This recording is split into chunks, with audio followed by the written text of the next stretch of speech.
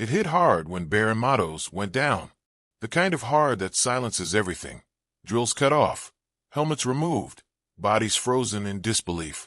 In the final minutes of a regular training camp day, everything stopped. Just stopped. Not the kind of stop that comes with a whistle or a water break, but the one that tightens the air. 10 minutes passed. A stillness took over the field. Teammates surrounded him. Trainers worked with urgency. And yet time crawled. Then came the helicopter. When a chopper shows up at practice, you know this isn't just another tweak or bruise. This is serious. There's no warning, no sirens blaring, just that unmistakable sound of blades cutting through the sky. A sharp intrusion into a moment already too heavy.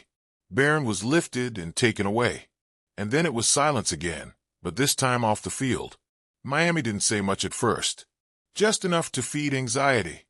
Undisclosed injury. Stable condition.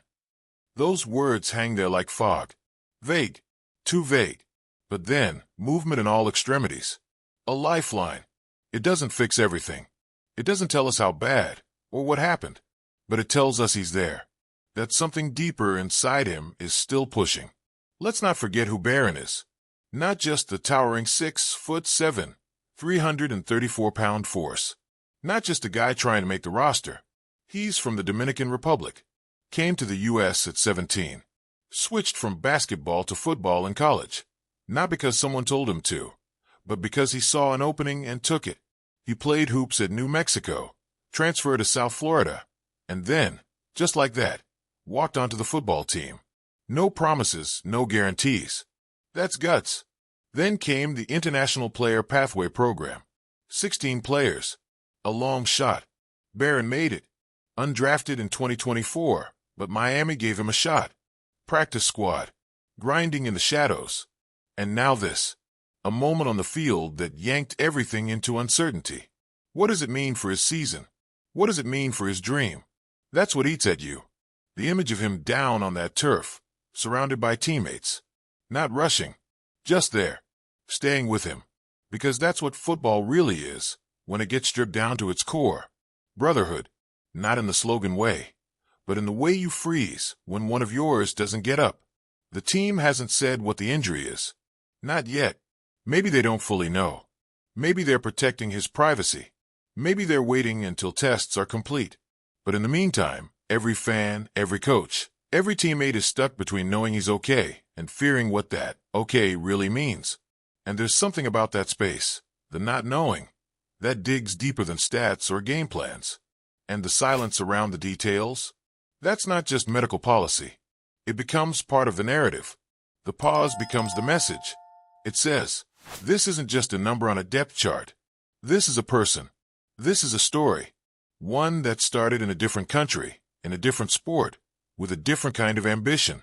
And now it's here, hovering in this uncertain place between potential and setback. How do you process it? You start wondering, what happens next? Does he bounce back? Does the team find someone else to plug into that role? Does this derail everything he's worked for? It's not just about Baron anymore. It's about the team. The dynamic shifts. The energy changes. Coaches look down the roster with a different kind of urgency. Teammates get a little more quiet in the locker room. It lingers. Because even if he wasn't your starting tackle, he was your guy. One of the crew. And seeing one of your own go down changes things. People like to say, next man up. But that's just words. The truth is, no one fills that gap the same.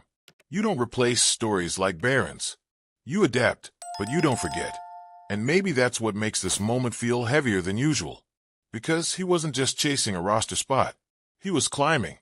One foot in the door, ready to kick it open. And now, just as it felt like the opportunity was taking shape, the unknown crashes in. There's no resolution yet. Just tests, observations, monitoring, the kind of waiting that stretches too long. You want to hear that he's getting better. You want to know what happened. You want to see him walk back into that locker room, tap a teammate's helmet, laugh off the worry. But until that moment comes, you're stuck with what's real right now. And what's real is that he's in a hospital, recovering. What's real is that his body moved. That counts. That gives you something to hold on to. No statements from him yet. No updates from his side. Just a team, tight-lipped, guarded. And in a way, that silence speaks louder, because it reminds us that this game, this brutal, beautiful game, isn't all highlight reels and touchdown dances. It's bodies on the line. It's lives paused mid-play. It's dreams that can shift in a second.